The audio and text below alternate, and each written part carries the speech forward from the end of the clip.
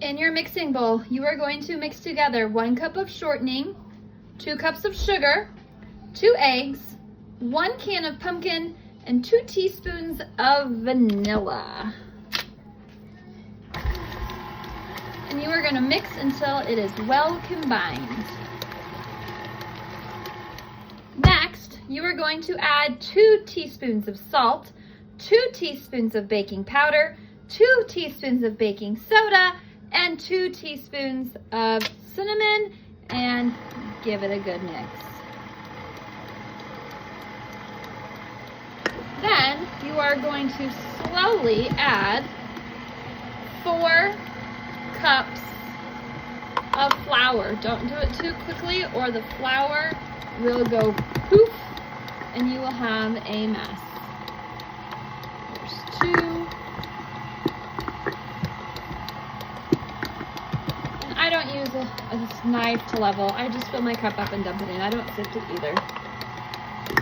There's 3. And there is 4. And you are just going to mix this. Don't over mix it, but you want to mix it until everything is nice and incorporated. Just a couple minutes. It should look about like this when you are finished mixing. You will have to get a spoon and get all the dough off of the mixer spatula. And then I just use a cookie scoop, and I don't want them to be too big, but I also don't want them to be too terribly small either. And then I'm just going to come over here. I am using a non-stick pan. I am not greasing it. Your dough will be wet. It's not going to be like a firm dough. And then you just scoop them and you plop them. They will poof up and spread out a little bit, so don't put them too close together. I'm going to fill my 2 pans and then be back. Okay, with my cookie scoop, I was able to get 20 cookies per pan, so that's 40 cookies. And I still have some dough left over, which will go on another pan. You are going to bake these at 375 degrees for 12 minutes.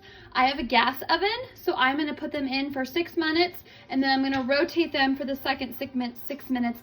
Otherwise, my cookies will burn. Then you need to let them cool completely before we frost them.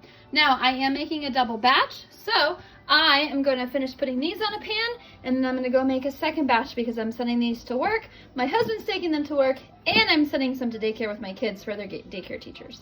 So, I'll be back in a bit. I had 5 cookies left over, so one batch using my size cookie scoop made 25 cookies. Now, I'm starting my batch 2. I'm not going to show you the steps, but I repeat it. But I wanted to say a helpful hint. I never throw away my eggshells. I keep them until my carton is empty. I let them dry out. You can either just let them dry out outside if it's warm or in your garage, or you can bake them in the oven. Back to my egg tip in a minute. This is what they look like after 6 minutes, and I'm just going to switch my pans and put them in for another 6. Okay, I've got my cookies switched and they're in for another 6 minutes. After my eggshells are dried, I crush them up. And you can either do that by putting them in a blender. I just put them in a gallon Ziploc baggie and smash them with a rock for my landscaping outside. And then I keep them in the garage with my gardening supplies. And every spring I plant all of my tomato plants with eggshells. And everybody says I'm a tomato wizard. So that'll be a video for the spring, I guess, if I keep making these videos. So if you want to know more about my garden, stay tuned for March or April. A couple months from now. It'll be here before we know it. All right, my first batch have just come out of the oven. They've been in there for 12 minutes. I rotated at 6 because I have a gas stove, and I've learned that my cookies tend to burn, or whatever I bake tends to burn if I don't rotate it. These look beautiful. They will continue to cook while they sit on the pan, so just let them sit. They will need to cool completely, and then we will frost them. I'm going to go back and finish making my second batch, and I'll see you when they're all done and they're all cooled, and I'll show you how to frost them. When your cookies have been cooling for a while, you just want to come in with a spatula and very gently release them from the pan. That way they don't get stuck. You will need to do this because you will be putting your cookies back on the pan after you ice them, and I will show you that step here after they are 100% cooled, because you don't want the icing to get melted. These are a very soft cookie, and the bottom should just be lightly browned. They do crumble very easily, so you do have to be careful when you are scooping them, otherwise they will fall apart. They are supposed to be a light and fluffy, soft type cookie, not like crunchy like some of the other types of cookies. All right, to make my frosting, I use cream cheese frosting. I put them in the microwave. I'm using 2 because I made a double batch. Put it in the microwave for about a minute until it melts. And then I'm just gonna dump my 2 containers into this bowl. So let me get these 2 dumped and I'll be right back. So I have dumped 2 containers of cream cheese frosting that I just bought from the store in a bowl.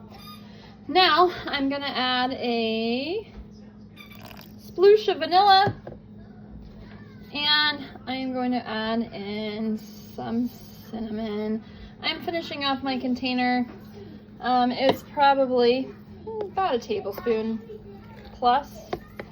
And then all I'm gonna do is I'm just gonna stir this all together until it is incorporated. Okay, so now that my frosting is all mixed, there are 2 ways you can do this. The first way, you can take your cookie off of the cookie tray. You can flip it upside down,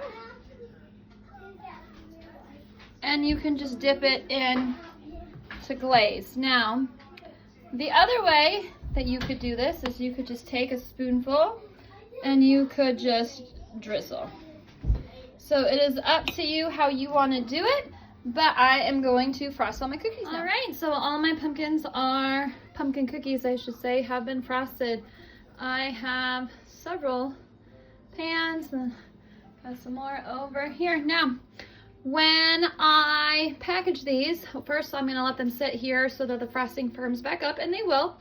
Then I will put them in airtight containers with either wax paper or parchment paper in between so they don't stick.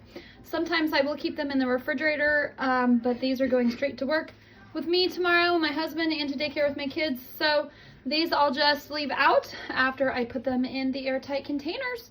But that is the recipe for my very highly requested pumpkin cookies during the fall.